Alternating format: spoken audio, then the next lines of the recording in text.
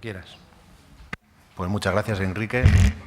La verdad que bueno, primero buenos días y gracias a todos y todas por estar aquí con nosotros hoy en la presentación final de este proyecto, que como decía Enrique, pues sí que hemos estado casi 2 años trabajando en él, pero la verdad que ha sido un auténtico placer porque bueno, hemos conocido una tanda de personas expertas en este campo que nos han ayudado de forma absolutamente gratuita a generar este documento.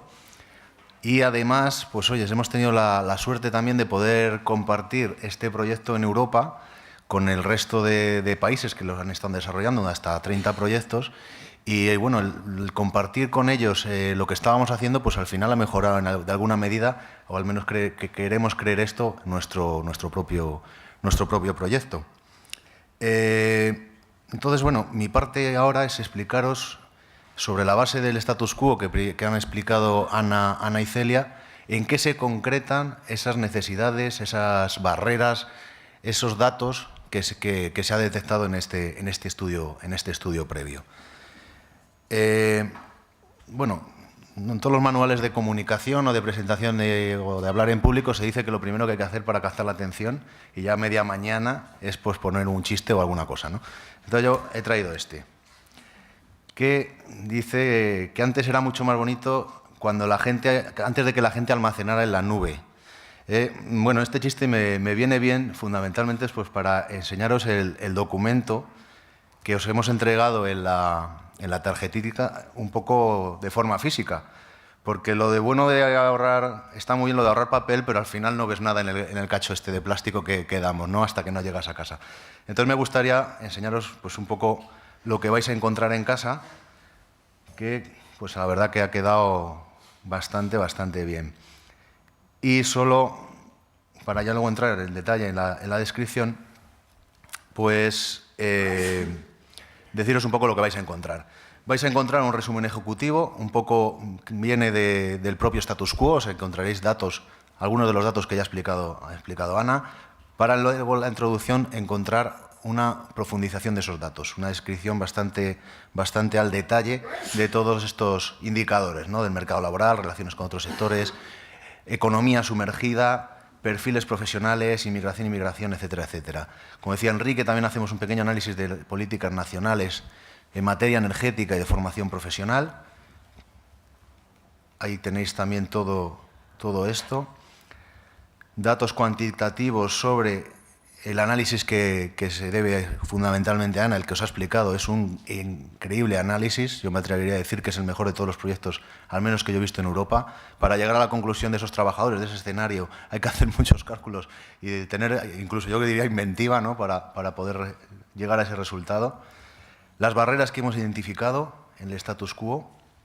Y luego, un poco lo que me voy a centrar yo más hoy, que es en la estrategia y metodología para el desarrollo de esta hoja de ruta y las acciones concretas de actuación, así como unas recomendaciones. A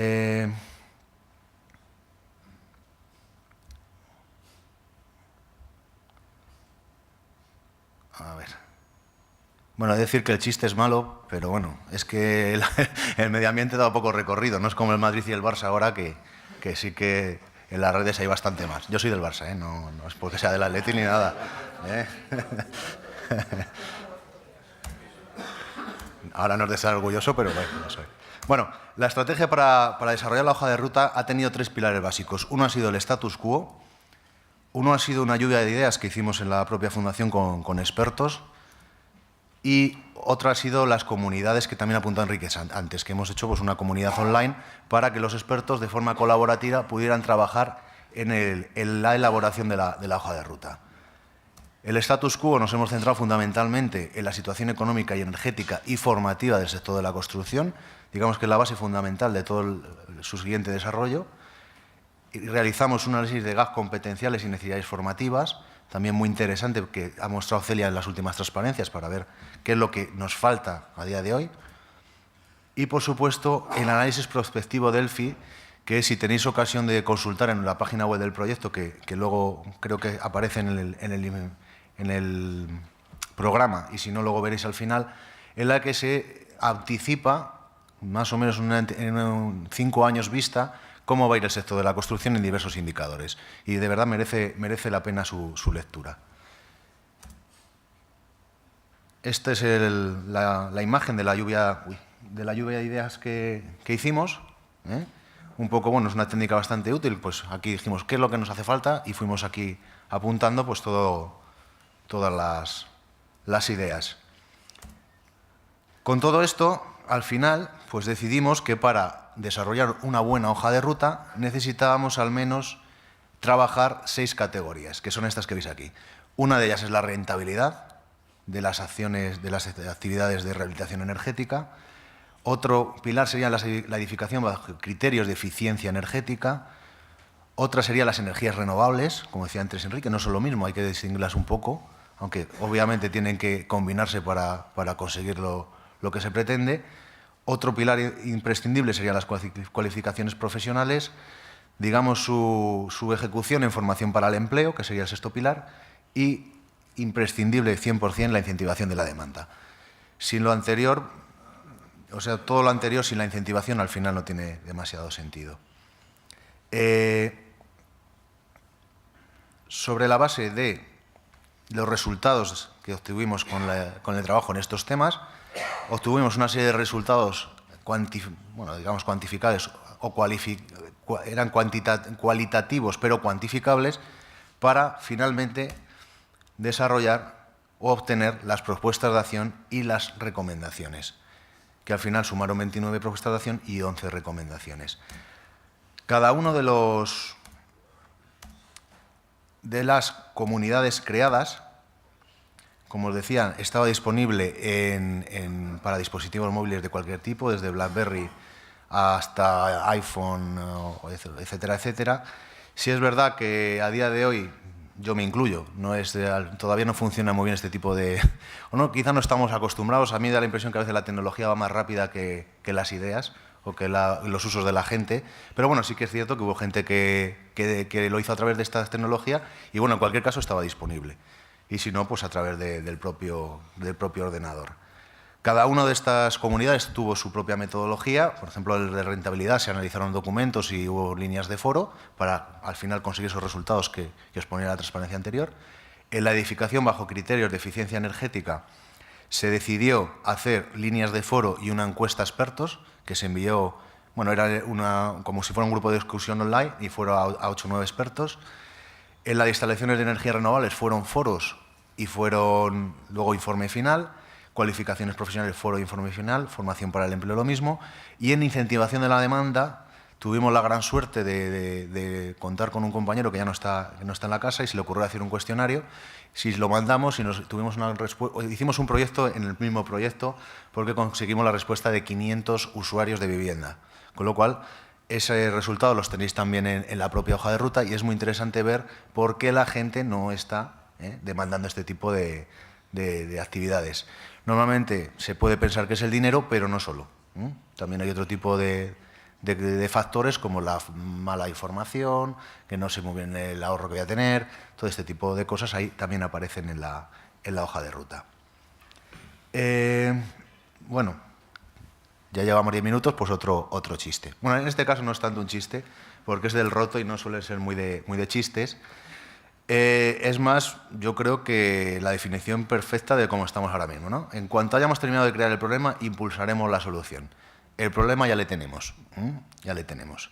Hay bueno, no hace falta que lo comente demasiado, pero bueno, una gran dependencia de la Unión Europea de los combustibles fósiles, efecto invernadero, bueno, en la parte de cualificación, trabajadores muy poco cualificados, un desempleo galopante, etcétera, etcétera.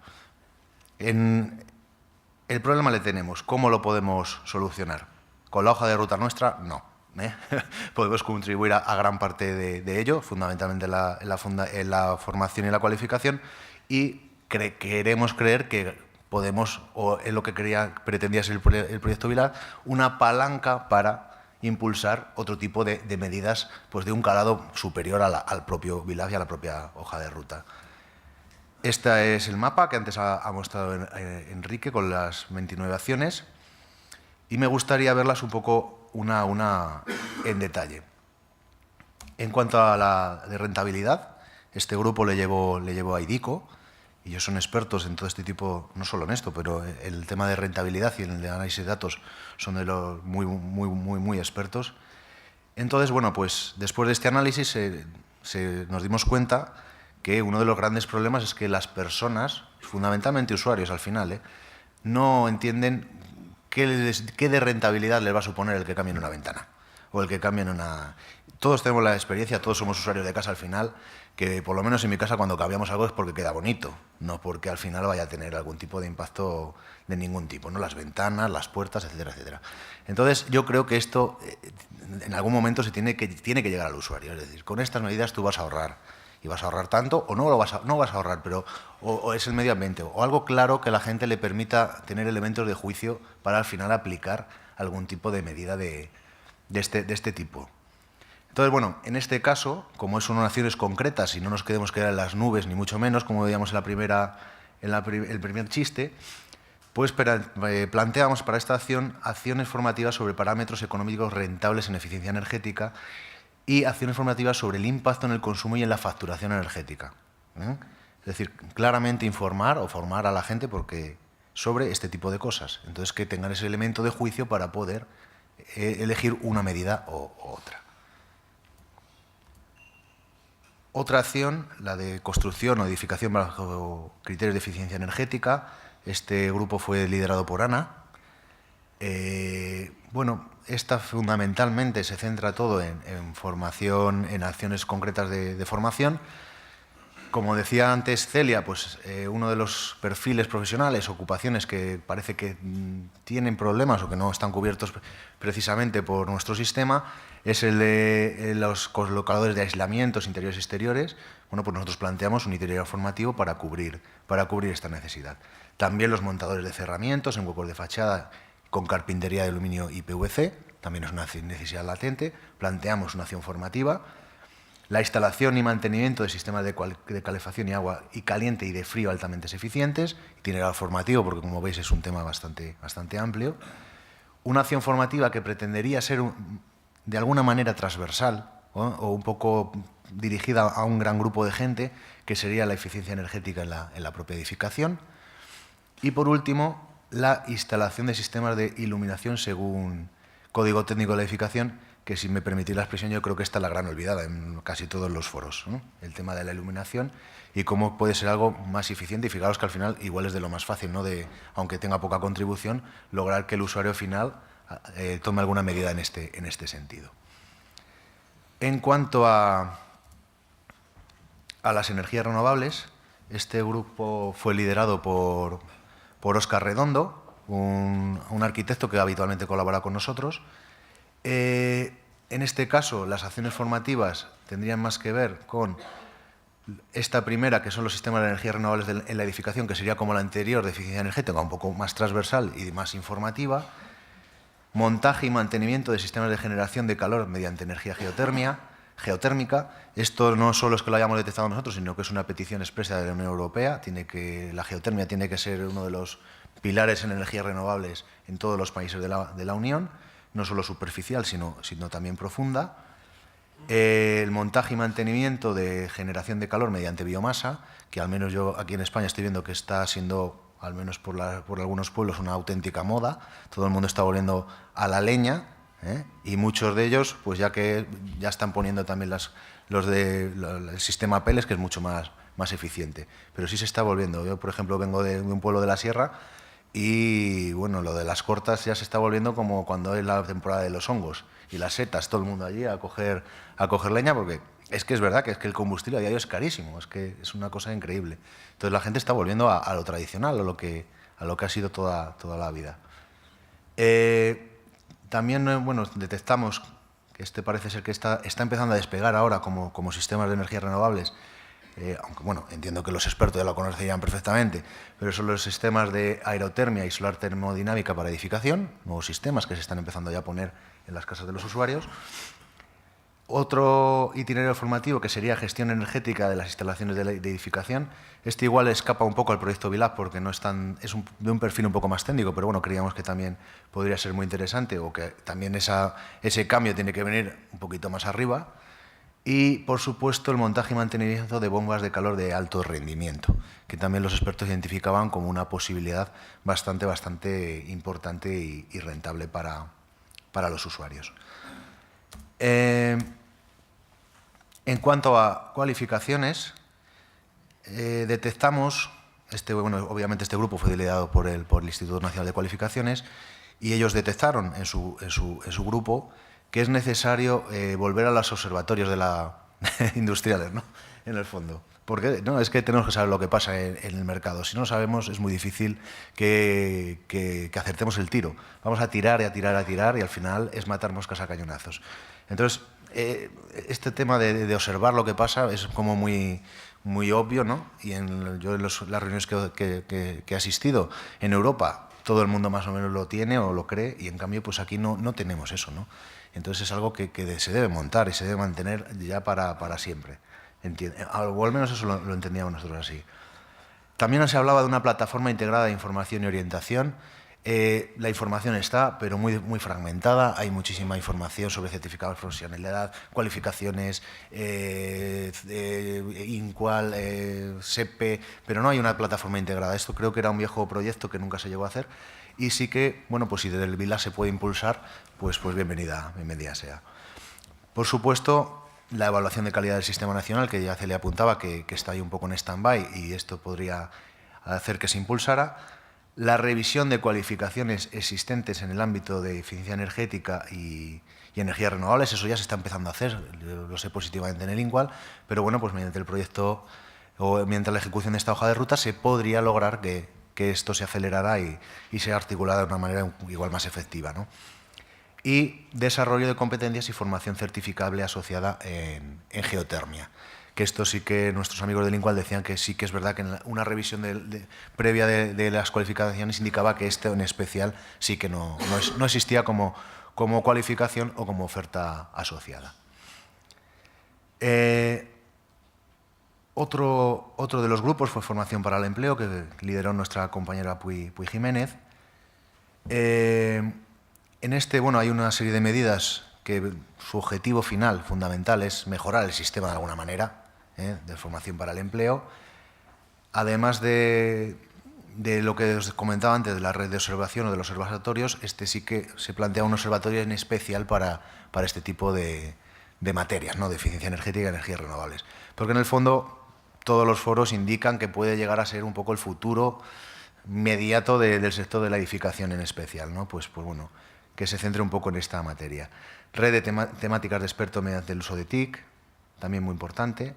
Bueno, pues crear... De hecho, bueno, el propio proyecto VILAT tiene su propia plataforma, aparte de la propia agencia, y la verdad que funciona bastante bien. Hay que recualificar, obviamente, a los formadores, porque si no, pues no, los que tienen que llegar al final a los propios alumnos o trabajadores no van a carecer de esas competencias. Creemos que es tremendamente importante, dados los nuevos tiempos, el cambiar o readaptar el diseño y programación de los certificados de profesionalidad en teleformación. Además, como ya tenemos este nuevo Real Decreto que nos lo permite, pues creemos que es básico, ¿no? Intentar ahorrar esos costes de formación que, como decía Enrique antes, nos van a dejar tan bajos. Entonces tenemos que hacer, bueno, utilizando la vieja expresión en castellana, pues encaje bolillos. Hemos planteado un plan de formación global que se llama Construye 2020, un poco sobre la base de los dineros que Ana planteaba en su exposición, en torno a 25 o 60 millones para recualificar a trabajadores del sector de la edificación para que se dediquen a estos menesteres. Y bueno, es un plan tremendo, pero creemos que muy necesario. Y por último, en cuanto a formación para el empleo, planteábamos el desarrollo de recursos formativos multimedia, que también, bueno, pues son imprescindibles para acompañar tanto los certificados de profesionalidad online o otro tipo de cursos. Uno sería sobre combustión de biomasa, otro sobre energía geotérmica y otro sobre la aerotermia y la solar termodinámica. Estos serían un poco recursos que acompañarían a esta formación. Bueno, vamos a por otro, ya os prometo que es el último. Este es un poco mejor. Dice que la mayoría de empresas mantiene su gasto para viajes, incluso algunas las incrementan. Y vemos el burro y el tractorcillo este antiguo, ¿no?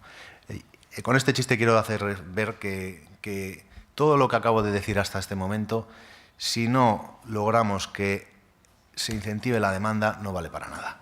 Y para incentivar la demanda se requieren inversiones, tanto públicas como privadas, como bueno, de todos los factores posibles.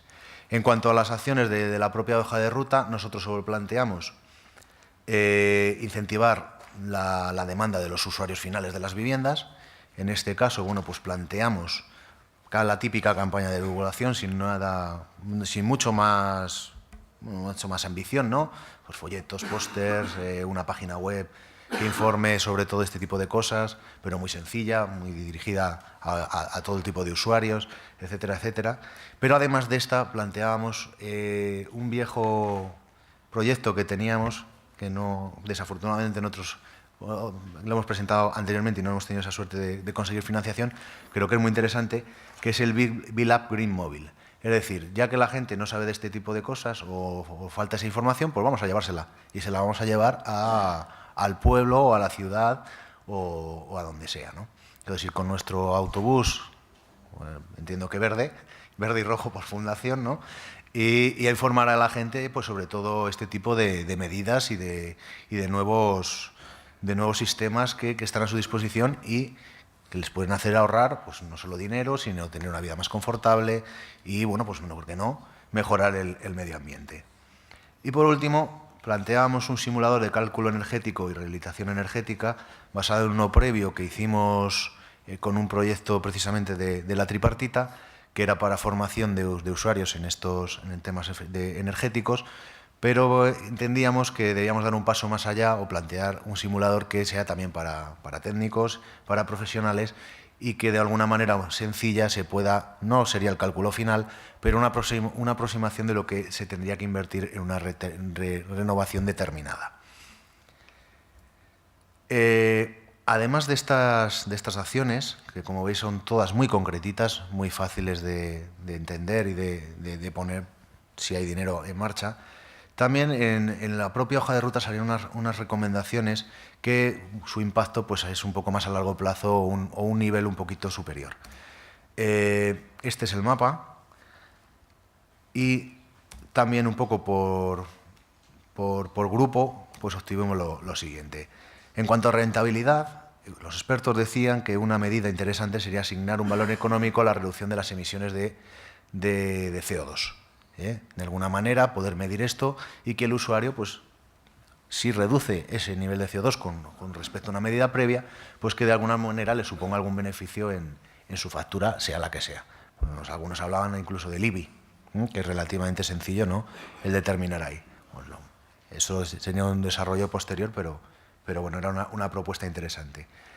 Destinar recursos económicos para el fomento de adopción de medidas de eficiencia energética rentables. Todos conocemos que aquí en Madrid, en muchas capitales, cuando se han puesto este tipo de incentivos, al final la gente sí que ha hecho por renovar un poquito algunas cosas. O sea, se han demostrado bastante útiles. En cuanto a eficiencia energética, beneficios fiscales a empresas y particulares que emplean medidas de rehabilitación energética, también muy interesante.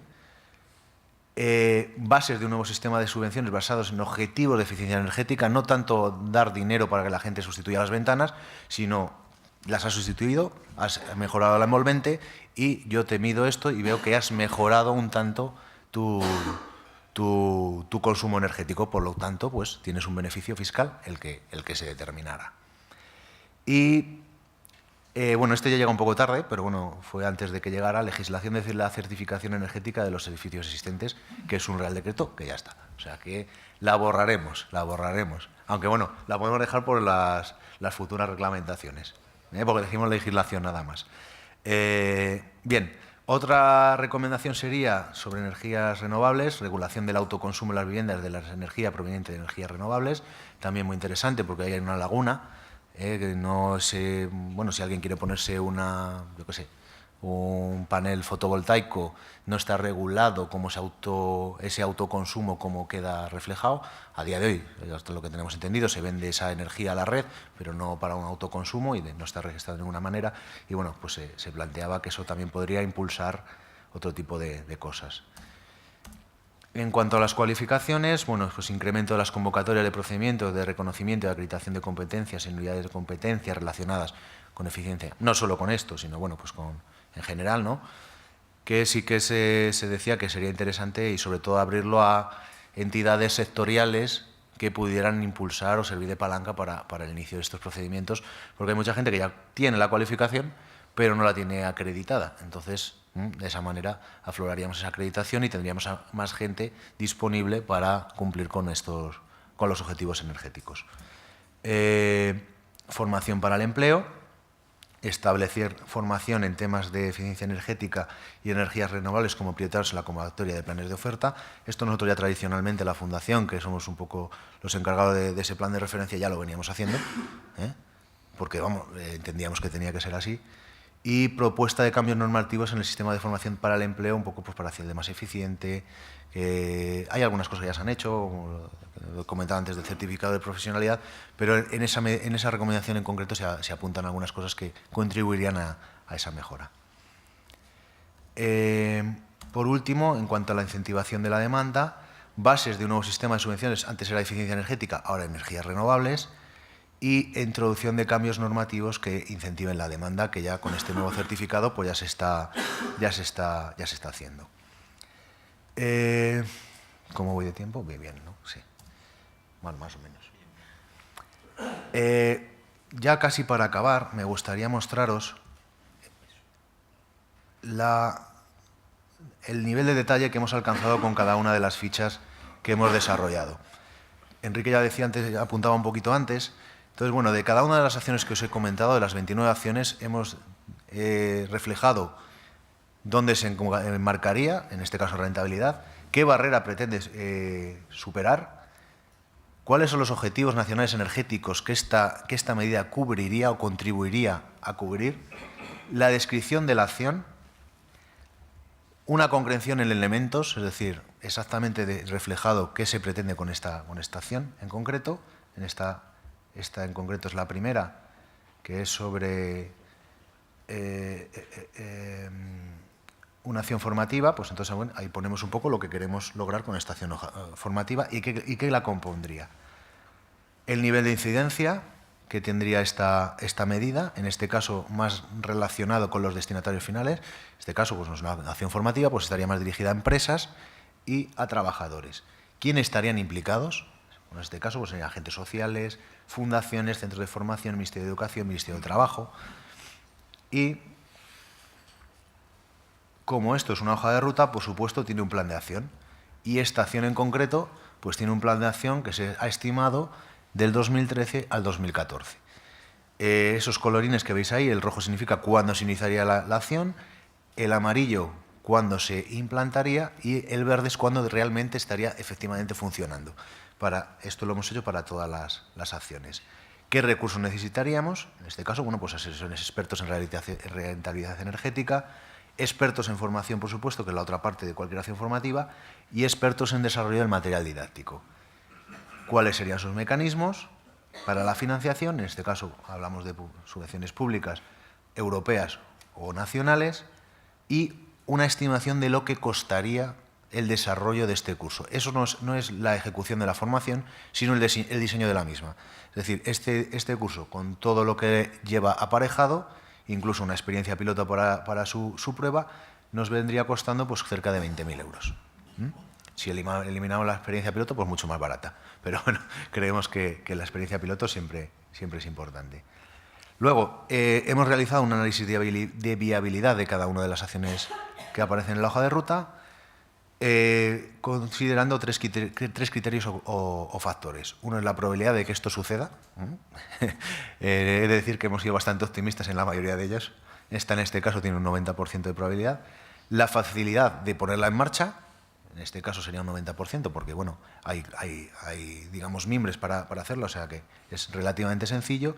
La relevancia que tiene para la consecución de los objetivos BILAB, o de los objetivos energéticos, en este caso una relevancia muy elevada, del 90%, y el coste que tendría, que podría ser bajo, medio o alto.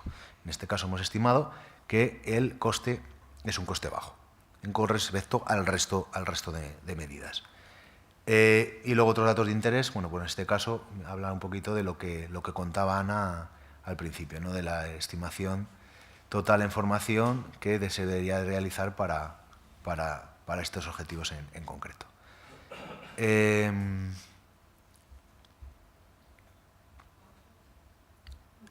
Y en cuanto a las recomendaciones, aquí no hay cosas de dinero porque, bueno, son una cosa un poquito más, no etérea, pero más que no se puede cifrar de alguna manera, ¿no? Tendríamos un poco lo mismo que en la acción, el área que desarrolla, los objetivos nacionales, la descripción de la recomendación, el nivel de incidencia, quiénes son los destinatarios y, por supuesto, los implicados, un plan de acción que normalmente será más amplio por lo que os comentaba al principio, y un poquito pues qué personal necesitaríamos o entendemos que se necesita para que esta recomendación sea efectiva.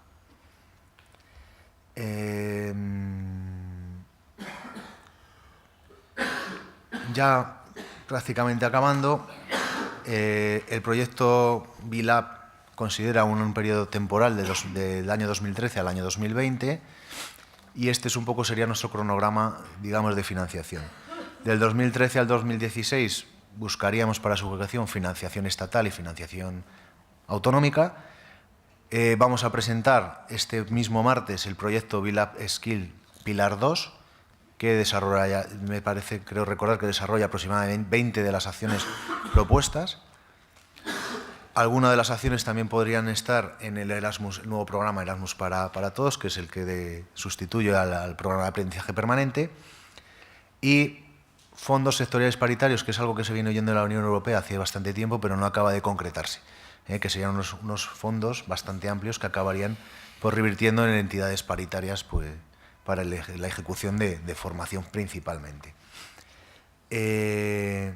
Y nada más, solo me queda deciros o agradeceros a todos vuestra presencia aquí. Me gustaría agradecer especialmente a los socios del proyecto su colaboración, a los distintos colaboradores, como decíamos al principio, han sido más de 40, a nuestro in-house consultant Óscar Redondo, al equipo de proyectos, al equipo de comunicación y al call center de la Fundación que tanto nos ha ayudado, por supuesto a todo el personal de la Fundación y, en fin, a todos aquellos que han hecho posible pues, la ejecución de este proyecto. Tenéis más información del proyecto en la página web oficial del proyecto, que tenéis ahí reflejada y creo que en el programa, y, por supuesto, en la web corporativa de la Fundación. Y nada más.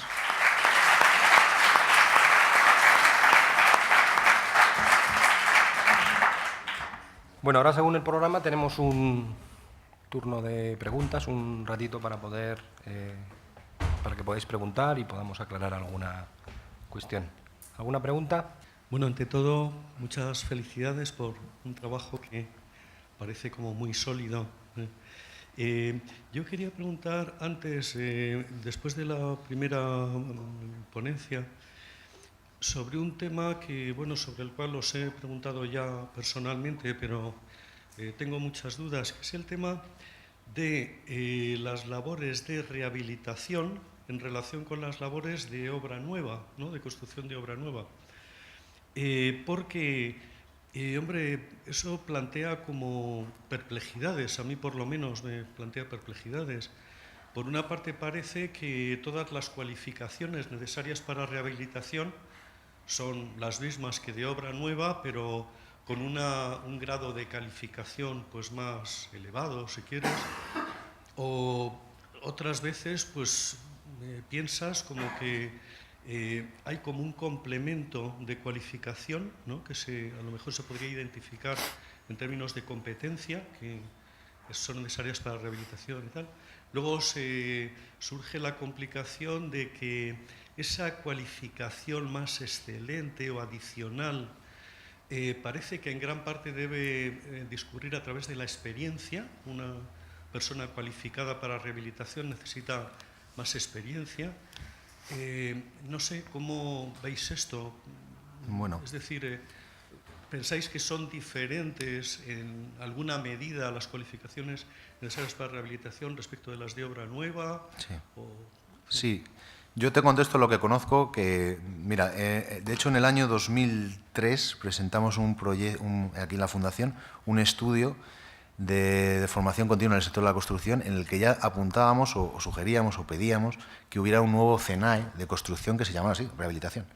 Entonces, un poco para relanzar esto que dices tú, estas competencias específicas en rehabilitación, pero al final no fue.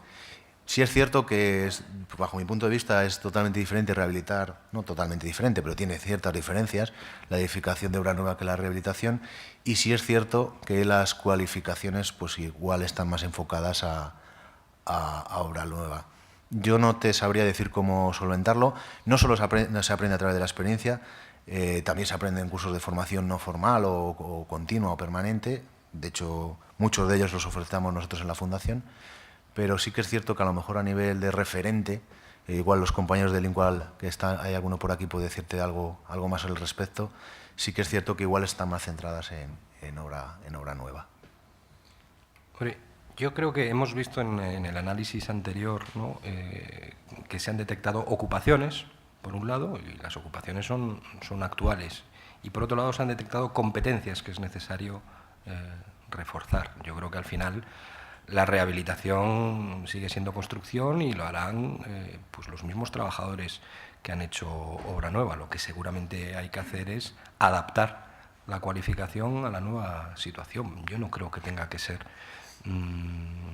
algo... Al final el resultado de la actividad es diferente y por eso planteábamos el tema de un CENAE diferenciado, pero desde el punto de vista de ocupaciones, de trabajadores, yo creo que son los mismos. Aquí lo que planteamos con esta hoja de ruta es qué tenemos que hacer con los trabajadores del sector para adaptar su cualificación a las nuevas necesidades. Bueno, creo que fundamentalmente Enrique ha contestado, ¿no? Desde el punto de vista de las cualificaciones, desde el Instituto, pues entendemos que hay muchas de las cosas que se van a abordar en rehabilitación que ya se están haciendo en mantenimiento. De hecho, pues todas esas competencias que en mantenimiento un técnico tiene que aprender y tiene que manejar, pues se van a utilizar en rehabilitación, porque ya se está haciendo, ¿de acuerdo? Otra cosa son las nuevas competencias o aquellos matices transversales sobre eficiencia, sobre renovables, que todavía no se han terminado de incorporar. Y ahí sí, ahí efectivamente hay diferencias sustanciales. Por tanto, con una misma CNO podemos abordar ese nuevo epígrafe de la CNAE. No sé si me explico. Gracias. Yo que sí que os puedo decir que en AIDICO, por ejemplo, estamos haciendo muchísima formación en rehabilitación y nada de formación en albañilería convencional o estas cosas. Y la rehabilitación, para los que hemos trabajado 20 y tantos años en rehabilitación, yo casi que te diría que es otro oficio de la construcción. Es que es totalmente diferente. Y la preparación que tiene que tener, fíjate, yo te diría hasta preparación psicológica un trabajador de la rehabilitación. O sea, lo que entraña y el peligro que entraña en la rehabilitación no tiene nada que ver con la construcción. La construcción está más metodizada, está más estandarizada. La rehabilitación hoy no es igual que mañana y es totalmente diferente. Cambia muchísimo y es una especialización. Habría que pensar mucho, y esto ya se lo comenté yo a los que estaban por parte nuestra redactando esto, había que comentar muy mucho el especificar, porque además en algunos países europeos, en la mayoría, está bastante diferenciado la construcción de la rehabilitación. Es decir, hasta la propia empresa de construcción tiene un epígrafe diferente si hace rehabilitación.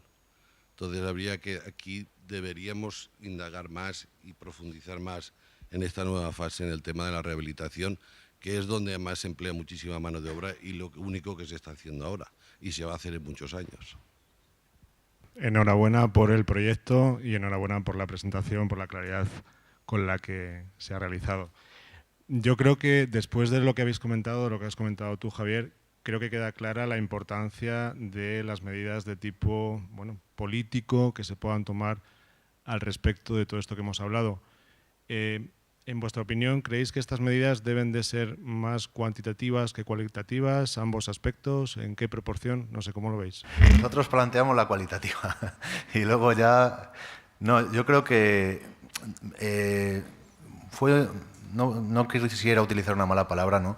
Las recomendaciones fueron una especie de residuo del proyecto, porque desde Bruselas nos pedían que no, digamos, nos fuéramos por las nubes en cuanto a las acciones, ¿no? Entonces, lo que pasa es que yo creíamos en el equipo que teníamos que tenerlas también en cuenta, porque es que al final son muy importantes, o más importantes incluso, ¿no? Pero es verdad que no las hemos trabajado demasiado y ahora mismo están a un nivel, digamos, cualitativo, si se podría decir así. Y yo creo que es el hacerlas cuantitativas o cuantificables es labor de los que aparecen ahí como implicados o destinatarios de la propuesta. A mí en este sentido me gustaría decir que la hoja de ruta tiene al final un cuadro resumen donde, excluyendo la acción 22, que es la del Plan Global de Formación, que estábamos hablando de una horquilla entre 20 millones y 60 millones, porque también la horquilla de previsión, de estimación de necesidades es muy grande. Excluyendo la acción 22, la suma del resto de las 28 acciones en coste no llega al 1,5 millones de euros. Quiero decir que cuantitativamente tampoco estamos hablando de que poner en marcha todo este plan de acción sea una cosa costosísima. Otra cosa es poner en práctica un plan global de formación que evidentemente sí que necesitaría de una decisión muy importante. Es decir, vamos a destinar recursos de verdad a lograr el impacto que se puede lograr con este plan. Es un poco lo que decía antes del café, ¿no? Tenemos un plan, tenemos unas acciones concretas, tenemos una valoración. Bueno, pues ahora ha llegado la hora de que quien tenga que tomar la decisión decida invertir aquí y no invertir en otras cosas. Yo creo que esto es prioritario. O sea, que aquí se mezcla lo cuantitativo con lo cualitativo. Era una sola pregunta. ¿Este proyecto se realizó antes del cambio de criterio respecto a las energías renovables que ha adoptado el gobierno actual? Y por eso puede cambiar muchas cosas, y sobre todo en determinadas provincias, como la mía, en Navarra, por ejemplo. Este proyecto viene de una licitación de una agencia de la Comisión Europea en el año 2011. Se ha trabajado prácticamente 2 años, pero bueno, el planteamiento es anterior, entiendo yo, a ese cambio de criterio al que alude.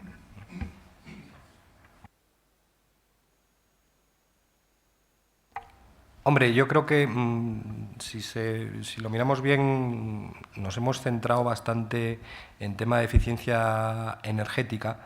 Bueno, en tema de renovables también hay una categoría ahí importante y evidentemente que los cambios de criterio de los gobiernos siempre afectan, pero no creo que afecte demasiado a nuestro plan. Tenemos un plan que yo creo que es perfectamente viable y podemos ponerlo en marcha a partir de la semana que viene. De nuevo, enhorabuena por el proyecto, está muy clarito, muy concreto y espero que consigáis que os financien la segunda fase, en la que probablemente colaboraremos, la Fundación Tripartita. Una duda y tiene que ver con la intervención de la persona anterior. Yo me estaba preguntando si todo este planteamiento de eficiencia energética, fomento de energías renovables, etcétera, hasta qué punto puede chocar con los intereses de otro sector, industria eléctrica, petrolífera, etcétera, sobre todo a la hora de la incentivación de la demanda. No lo sé, quizá son interrogantes un poco que yo me hago, pero considerando básico el tema de la incentivación de la demanda, ¿ha dicho algo la industria eléctrica o petrolífera o etcétera? Tiene que ver con lo de, digamos, la desaparición de las subvenciones a las renovables. Gracias. Yo no sé si ha dicho algo la industria eléctrica o va a decir algo. Yo lo que sé es lo que en estos momentos ha dicho el Gobierno. Tenemos recientemente aprobado un Real Decreto de certificación energética de edificios. Se está ahora mismo debatiendo sobre un proyecto de ley de rehabilitación. Acaba de publicarse el Real Decreto de lo que antes llamamos plan de vivienda, ahora no tengo muy claro cómo llamarle, Javier, pero bueno, lo que era el plan de vivienda, que es plan estatal de rehabilitación e incentivación de alquiler, creo que se llama o algo así. Bueno, me parece que en estos momentos se está apostando por esta línea, tanto en Bruselas como en Madrid. Por lo tanto, a nosotros lo que nos corresponde es preparar al sector para hacer frente a esos retos. Hola, buenas. Bueno, yo trabajo en la Fundación, así que no caeré en la tentación de felicitar por el trabajo y demás, pues porque queda un poco mal. Pero sí que creo que se ha hecho un esfuerzo muy importante. Creo que se ha diagnosticado lo que hay, se ha propuesto el camino a seguir y nos podemos vanagloriar mucho de ello. En Europa están muy satisfechos, pero es solo el primer paso. La carrera realmente empieza ahora, ¿no? Realmente esto hay que ponerlo en marcha. Aunque hemos pasado de las musas al teatro, bueno, al final hay que hacer taquilla en el teatro, ¿eh? También. Entonces, yo lo que quería un poco preguntarle a Javier, pues no es cómo ve esto importante en la Fundación, es muy importante la rehabilitación, es un pilar básico del sector, pero sí que es cierto que tenemos 20 y tantas medidas.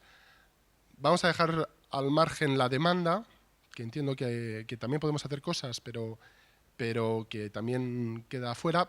Pero en cuanto a lo que es la oferta, que hay muchas medidas, ¿por dónde creéis vosotros que realmente tenemos que apostar prioritariamente? Porque el plan es muy ambicioso y entiendo que habrá cosas que sean más relevantes, cosas que sean más importantes, que debemos poner cuanto antes en marcha. ¿Y en qué medida creéis que la Fundación puede ahí aportar gran valor? Pues un poco teniendo en cuenta el nuevo Pilar 2, que es donde vamos a ejecutar, o tenemos pensado ejecutar las 20 aproximadamente propuestas más importantes. Siguiendo un poco cómo lo hemos dividido, lo más importante sería dar respuesta a la demanda que entendemos actual, es decir, de lo que no tenemos a día de hoy con formación continua directamente, que sería biomasa y geotermia, fundamentalmente. Sí. Entonces, esas dos serían básicas para empezar a relanzar esto, digamos, en cuanto a formación. Y luego hay otro bloque que sería todo el tema de revisión de competencias y de calidad del sistema, que desde el INCO lo han identificado como muy importante, y yo creo que acompaña a estos desarrollos y necesariamente tiene que acompañarlo para que algún día eso tenga ese referente. Y por último, no por ello menos importante, todo el aparataje que rodea a las medidas de formación o de mejorar el sistema de formación para el empleo, como es el observatorio, como es los estudios de necesidades o algún tipo de recurso que, digamos, pues motive al alumno y a los participantes en la acción. Bueno, además el cuadro resumen al que yo me refería de las 28 acciones previstas está ordenado por prioridad también, o sea que el propio plan también establece prioridad en cuanto a las diferentes acciones. ¿Sí? Y la primera efectivamente es el itinerario de biomasa. Sí, es que... ¿Antonio? Yo sé que no es el objeto del estudio, ¿no? Pero me preocupa que no se haga una referencia, o en base a lo que el estudio dice, tendremos que hacer una referencia a un elemento fundamental, porque claro, nos pueden aprobar lo que aquí pedimos para formar a trabajadores en áreas de rehabilitación, pero cuando se formen pueden seguir como ahora, cruzados de brazos en las listas del paro. Entonces, aquí falta una pata, a mi juicio, muy importante, y es la tremenda responsabilidad que tiene la administración de este país en el desarrollo y en que esto lleve a buen término. Desde luego, porque viendo lo que el Plan Estatal de Rehabilitación y Vivienda plantea, personalmente, es una opinión personal, no sé si cortarme las venas o dejármelas largas, pero quiero decir que con las cantidades que se aportan y la planificación que se hace, podemos tener a 600.000, 700.000 trabajadores muy bien formados para la rehabilitación, pero engrosando o siguiendo engrosando las listas del paro. No era el objeto de este estudio, sé que no era eso, pero esa parte de cómo la Administración Pública, cómo el Ministerio de Fomento, en cuya casa estamos, tiene que aportar dinero, es también importante, porque desde luego la rehabilitación no la podemos hacer pensando en que la paguen los pensionistas que viven en las casas, ni las personas en esta situación económica que estamos, que viven en las casas, porque no van a poder sufragar los gastos de rehabilitación. Que para mí la rehabilitación y eso es otro debate y tampoco es objeto de este estudio, es más que lo que hoy tratamos aquí. Hoy hemos tratado la parte de eficiencia energética y energías renovables, pero está muy bien eso, pero hay que abordar y tendremos que abordar en otros estudios, en otras propuestas que me consta que estamos haciendo desde la Fundación y desde los agentes sociales del sector, lo que es un concepto de una rehabilitación más integral de los cascos urbanos y rurales. Pero mi opinión, y eso es mi intervención, es en algún momento, en algún estudio, en algún sitio tendremos que decir, ojo, todo esto pasa porque la Administración Pública, porque el Ministerio de Fomento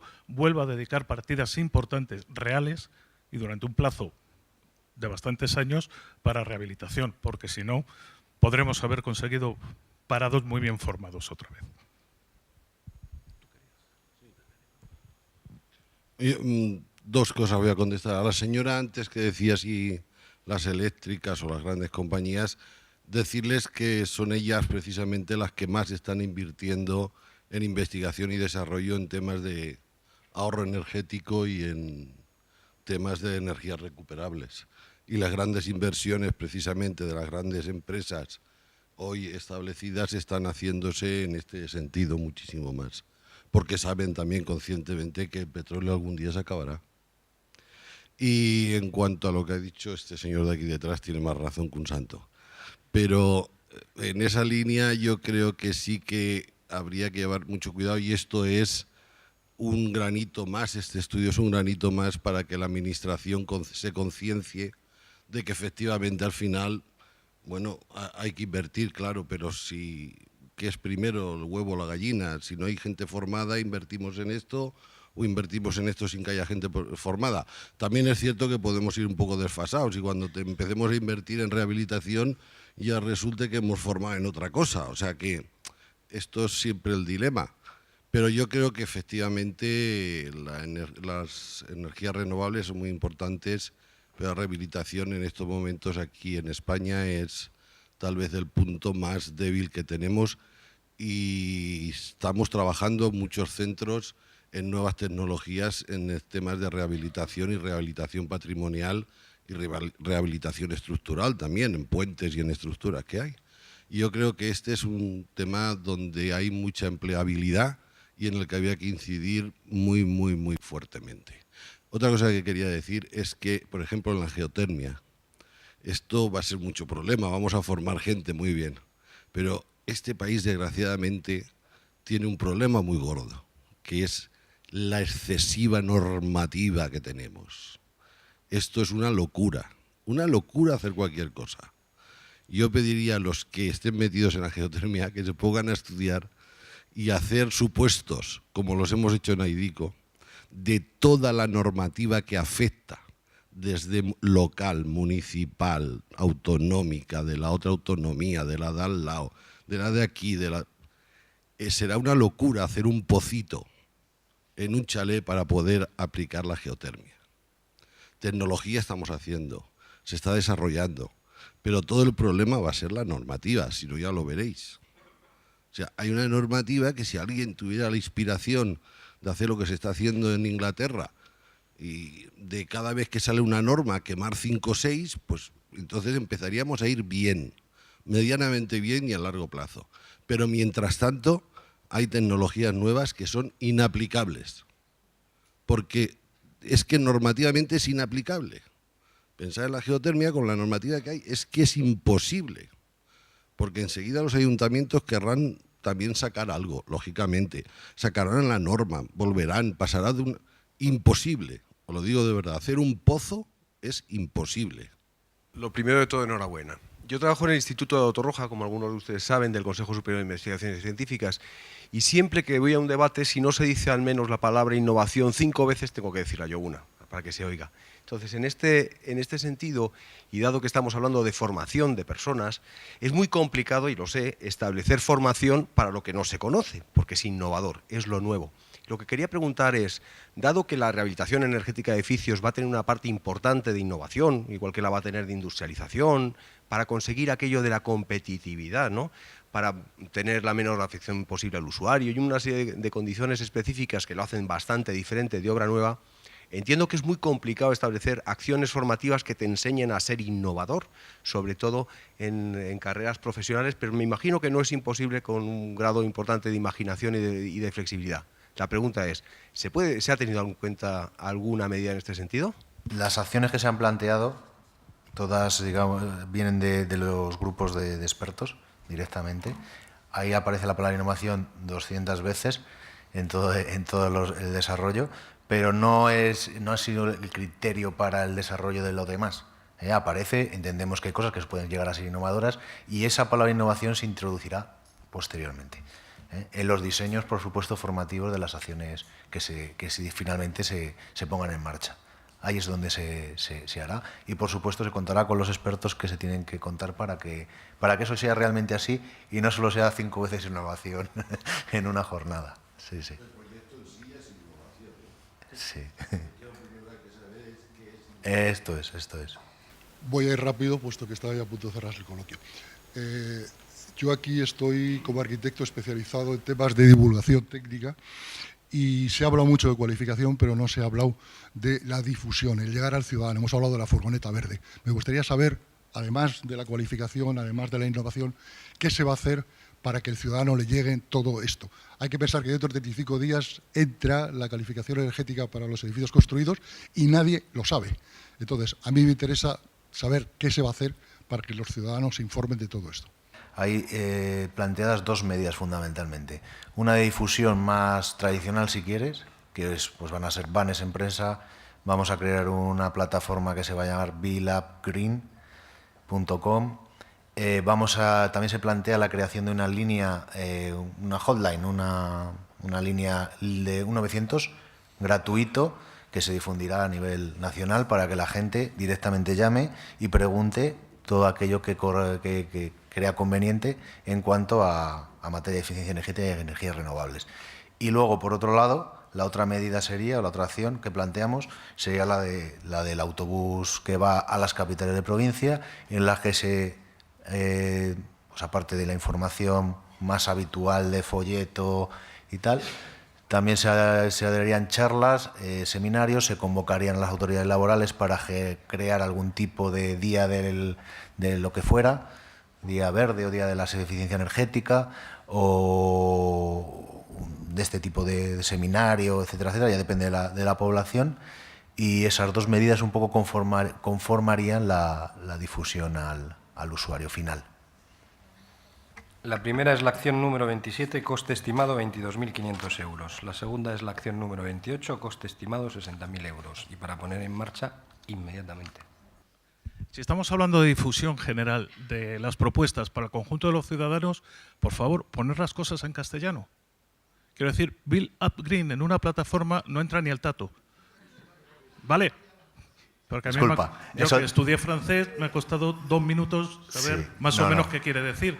¿Vale? Tienes toda la razón y además yo sí que hablo inglés y soy todo defensor del castellano siempre que puedo.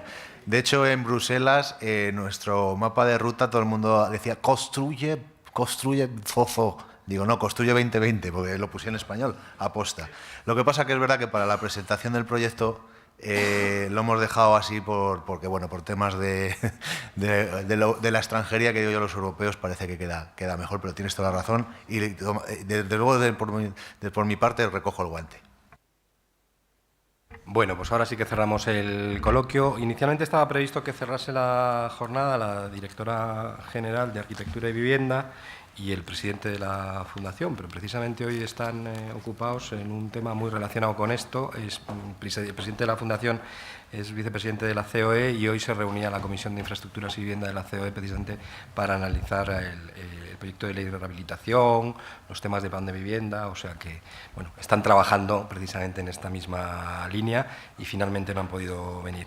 Por lo tanto, clausurará el acto Javier Serra, coordinador de la Unidad de Edificación Sostenible del Ministerio de Fomento, a quien quiero agradecer la participación, el apoyo en el proyecto Build Up y agradecer especialmente que haya acogido en la sede de su ministerio, en este salón, esta jornada de difusión. Muchísimas gracias, Javier. Gracias, Enrique. Bueno, ya me has excusado a nuestra directora. Las razones que le llevan son también importantes. Están ambos, presidente y directora en la COE, y bueno, parecía oportuno que yo, que fui uno de los subdirectores de innovación y calidad de edificación que se apuntaron a este bombardeo, como se suele decir, pues debo daros la bienvenida en esta casa que acoge en este último acto pues, de difusión pues, a este proyecto tan importante en el que desde el principio nosotros creímos, porque era una parte muy importante que rellenaba este hueco de la formación profesional que debe existir en todo el proceso, que se necesita para poner en marcha todas las medidas que al principio de la inauguración ha expuesto muy bien Enrique, como fue el paquete de energía y cambio climático, el 2020 y todo lo que ha venido después a través de directivas, la Directiva de Edificios Renovada del 2010, la Directiva de Eficiencia Energética y muchas otras disposiciones que van a requerir una fuerza de trabajo importante y bien cualificada. Pero no solo en la Unión Europea, sino particularmente en España y más con vistas a las medidas que por fin el Gobierno de España hace 3 viernes desveló y puso en marcha 3 medidas legislativas de normativa. Una es el proyecto de ley que se ha remitido a las Cortes, que pretende superar todas las barreras para que en España la rehabilitación alcance el nivel y potencia que se merece y necesita el sector, para que se renueven las ciudades y se regeneren en un concepto ya más amplio, en el que a veces también hay operaciones de demolición y sustitución, y porque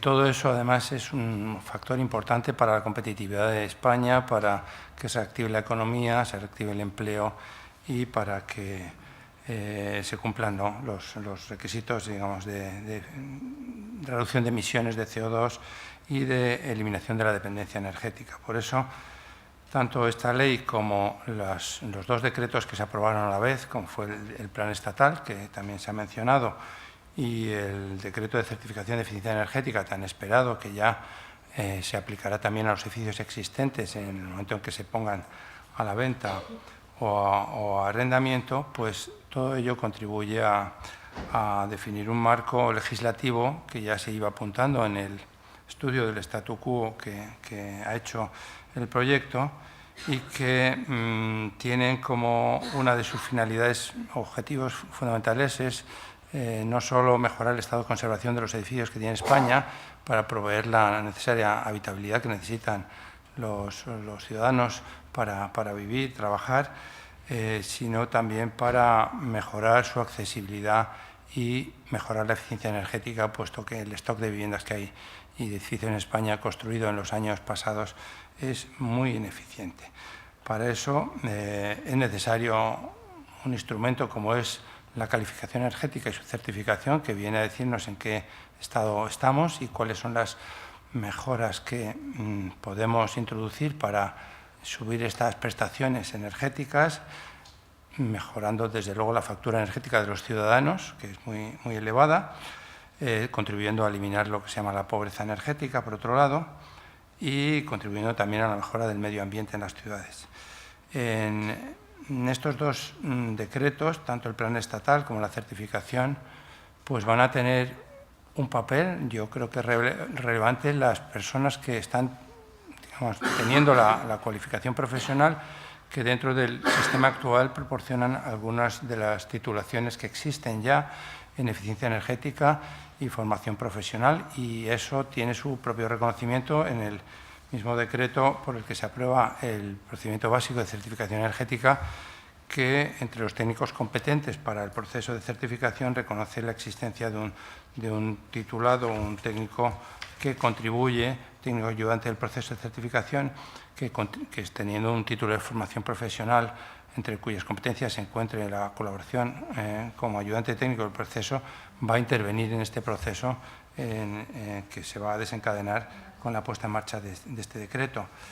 En el plan estatal, por otro lado, se establece un informe de la evaluación del edificio que va a ser necesario para acceder a las ayudas del plan y que debe incorporar digamos, esta fotografía del estado de situación que supera la ya conocida inspección técnica de los edificios, con una información sobre el estado, digamos, de accesibilidad y su eventual adaptación a las nuevas exigencias legales, y también el estado, digamos, de la certificación energética para que se puedan implementar las medidas, que el plan va a modular de manera importante en todo lo que se refiera a la eficiencia energética, de modo que uno de los requisitos que se tiene como actuación subvencionable para la mejora es que al menos de todo el catálogo de mejoras de calidad y sostenibilidad, siempre al menos los apartados del artículo 20, 2A, mejora de la envolvente térmica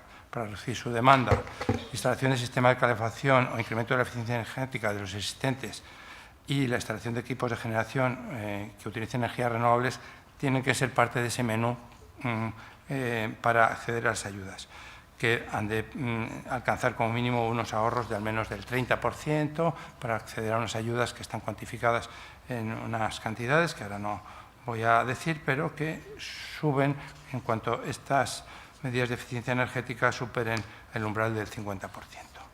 Con ello, lo que quiero decir es que para poner en práctica todo esto es muy importante contar con el papel de todos estos técnicos que estos mecanismos que se nos han explicado hoy van a poner en el mercado, en España y en toda la Unión Europea, y por ello no me queda más que felicitar al equipo que ha hecho este excelente trabajo, que ha tenido gran paciencia con nosotros porque nos ha tocado un proceso también de cambios en esta casa que ha impedido que nuestra participación fuera tan intensa como hubiéramos querido. Sin embargo, bueno, tendremos que al menos dando este cobijo y este alojamiento hoy y el impulso y apoyo que podamos para la fase segunda, pues yo creo que seguiremos implicados en este proceso porque es muy importante, yo creo que para España y para toda Europa. Gracias.